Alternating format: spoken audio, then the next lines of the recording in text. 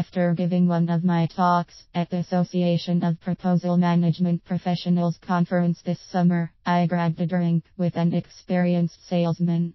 I always love hearing war stories and tips and tricks, so I was excited about the opportunity. I was most certainly not disappointed. Eventually we got around to discussing who the best and worst buyers are.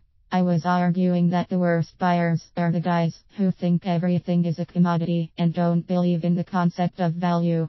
He shook his head. This is the conversation we had. I raised my eyebrows. Worse than the price only, just fill out the damn spreadsheet, procurement guys. I went to object, but he cut me off. Are worse, but that's how you advance, playing the game. But the skills of moving up the ladder are almost completely unrelated to the skills of actually running a department. So the result is that they are too scared. Of what? But he still needs new equipment for his department, or new people or whatever. See, that's the thing.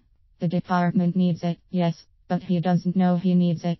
That's why he's the worst customer. He's so terrified of his own judgment that a salesman can't convince him.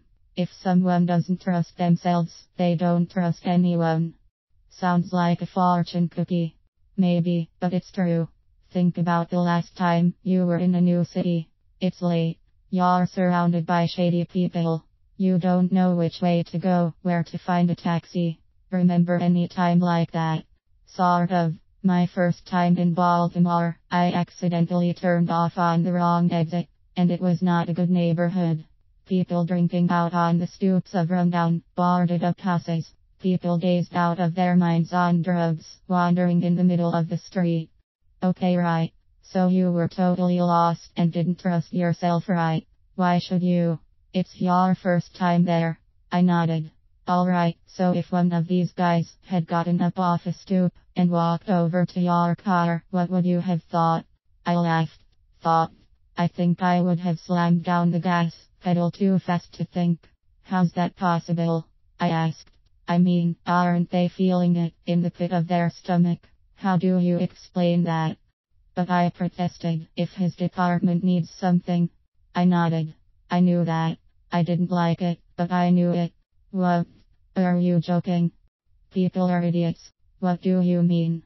If someone cuts you off in traffic, do you get mad, or do you think to yourself, I am now experiencing the feeling, often described as anger, which has resulted from the stimulus of the automobile? The first one.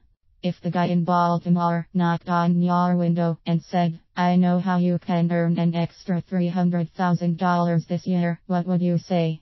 I laughed. I supposed I wouldn't say anything. I'd drive away. Why?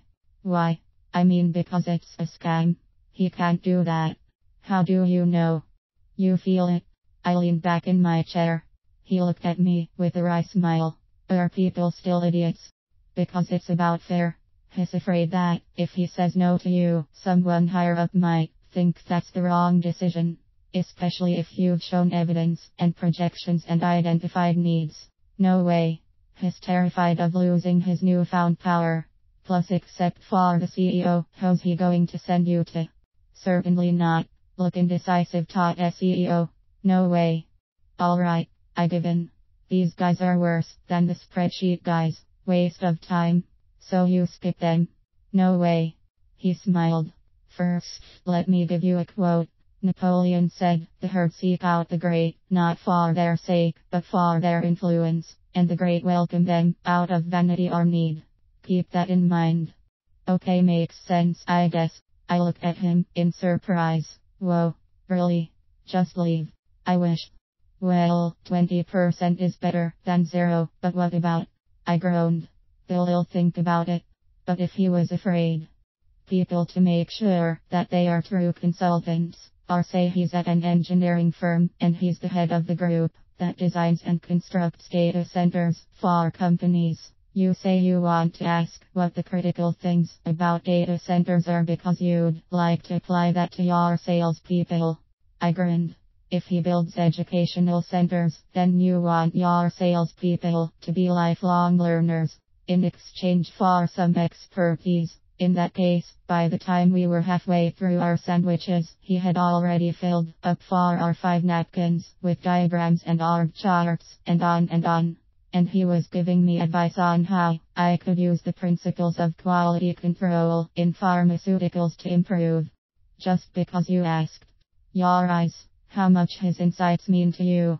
And then when you actually ask him the questions, whether right then or later on his drive home, or whatever, the whole time you are being nice, asking about his family, mentioning yours, you are generally making yourself a human that he can trust. Not a. Isn't that manipulative if you're not going to actually use it? I smiled. I guess so. I chuckled. I like it. Everyone wins. But do you get the sale? You do. Yeah. Most of the time, he'll say oh no, it was his pleasure, and that I'm welcome to come over, even though he can't promise they're in the market. What prospect ever says he is? Exactly. So you go over. He trusts you, and likes you. Nobody else has been able to talk to him. If you have the skills, and your service makes sense, you can make the sale. What if he says sure? Send him over. Then you do. You can figure out the commission later. Ideally, if it's someone who's as smart as you, you'll do this for each other and it all balances out. But lately, I've added a new wrinkle. Far of a drive, sub BPs are really good at it. They do the usual schmoozing thing. Ask lots of questions, share some funny stories about previous places, and now suddenly, the executive is even more comfortable with your company. That first-hand knowledge trumps the diffused fear of his new. And then you take it up from there. You got it. I rolled my eyes, but I also signaled the bartender for another drink for him. So I guess he was right again.